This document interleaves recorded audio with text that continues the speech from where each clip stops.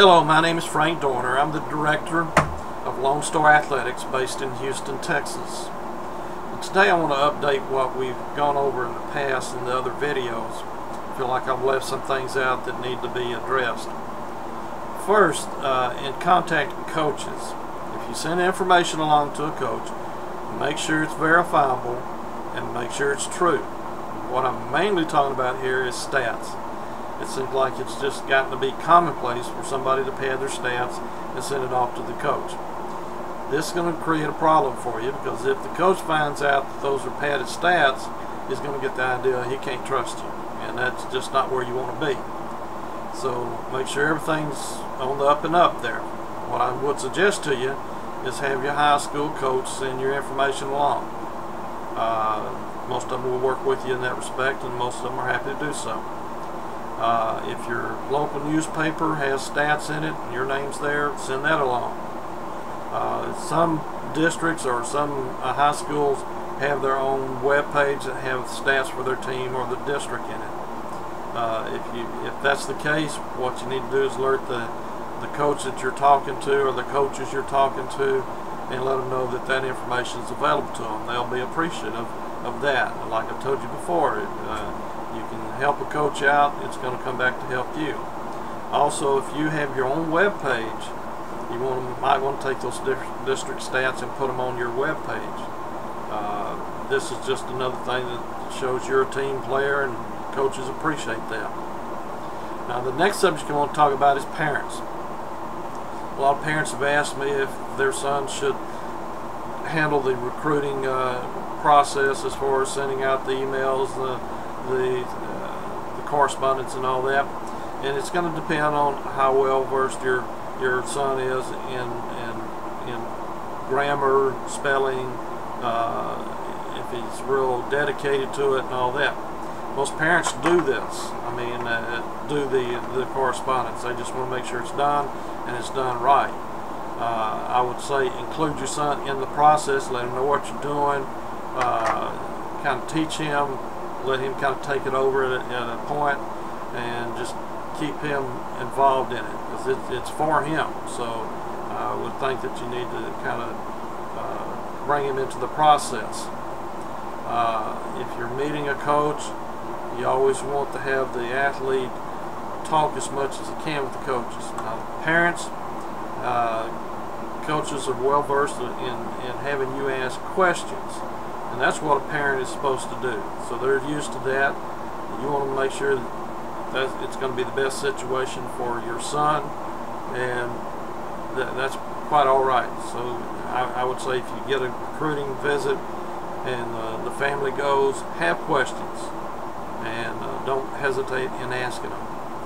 Another thing about parents, and this is kind of something I hate talking about, but it happens. You need to watch what you do in the stands. If you're out there just berating an umpire all the time, every game, it's not good. If you're prone to getting verbal confrontations with the other team's parents, you need to stop it. If you're up there talking about the high school coach, he needs to do this, or you're the best coach in the world, you're sitting up there and everybody knows that you know more than a high school coach, or you don't like the way he does anything, and all that is just fuel for somebody to, hey, this is, I don't know if you want this type of person at your school, or if there happen to be a college coach sitting in the stands and he's listening and you do that, he knows that attitude, that type of problem is going to transfer from that high school directly to his college if he recruits your son. There's been a lot of parents that have killed opportunities for their sons because a coach don't want to put up with you. So if you got problems with a high school coach, only two people in the world that need to know about that is the husband and the wife. Discuss it. That's it. There's not a lot you can do about it, and so making it something that you're talking about out in public can really damage you. So don't do it. Okay, next subject I want to talk about is the social media sites. I've recently been on Facebook to try to become friends with high school baseball players so I can get more information out to them. It's a good avenue for that. But what I've seen it surprises me. I get the idea that most young people feel like their correspondence is a one-on-one thing. That what they say, what they do in there, not many people are looking at it. Well, that's not the case. Anybody that's on Facebook can see what you're doing there. And it's not private. Case in point, about a year or so ago, a University of Texas football player put something very detrimental about President Obama. And he was not only kicked off the team, he was out of school. And I don't know where he's playing now. You don't hear his name, but he's not playing at the University of Texas anymore. So you can see what can happen by what you put on your social media, your Facebook, MySpace, things like that. The language, the pictures that you post, you need to go back there and think about it and clean it up.